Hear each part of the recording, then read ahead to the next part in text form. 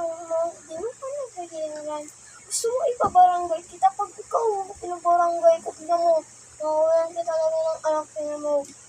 Yung anak mo, pupunta ko sa Amerika pag di ka pa nagbayad, tignan mo, kapahuli ko talaga. Hindi ka pa rin nagbabayad? Wala ka pang pera, manda ko sa akin. Aalis na ako. Mare, wala pa akong pera kumare. Ano ka ba? Lagi ka niningning. Ito, kalkulo ako sa inyo lang. Kailangan utang pa sa akin na kumpare ko din. Kasi dito ng anak niya bukas.